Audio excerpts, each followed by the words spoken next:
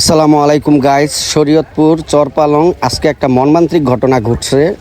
একটা মহিলা ড্রেজার মেশিনের সাথে পেঁচায় মারা গেছে আজকে দুপুর মেবি 10টা থেকে 1টার মধ্যে, মেবি আমি জানি না যে কোন টাইমের মধ্যে। এই যে সেই মেশিনটা, এটা পাইপটা এমন জায়গায় দিয়ে রাখছে যে পুরুষরা গেলে উপর দিয়ে যাইতে হয়, তো নিচ দিয়ে যেতে হয়।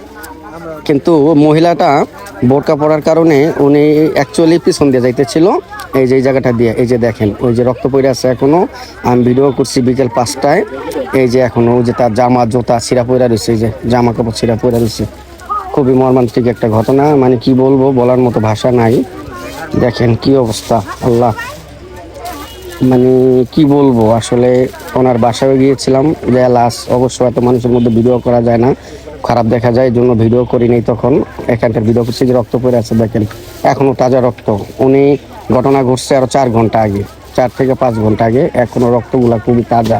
এই যে তার জামা কাপড় ছেঁড়া পড়ে দিছে, ওনার মাথা একদম আলাদা হয়ে গেছে, গেটির থেকে মাথা আলাদা হয়ে গেছে। এই মেশিনটায় উনি এই সাইড দিয়ে যাইতেছিল, ওনাকে টান দিয়ে এটার মধ্যে ঢুকাই ফেলছে মেশিনে।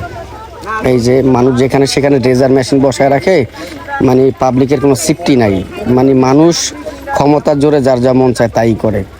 এই যে মেশিনটা এমন জায়গায় রাখছে যেখানটা পাবলিক প্লেস, এখানটা পাবলিক হাঁটবে, যেখানে পাবলিক যাতায়াত করবে, কিন্তু সেই জায়গায় তারা মেশিন বসায় তারা ড্রেজারের কাজ চালায়। এই যে আজকে একটা মানুষ মারা গেছে, তার ড্রাইভার কে নেবে। এই যে দেখেন কি অবস্থা, রক্তগুলা মানে এখনো কত তাজা রক্ত।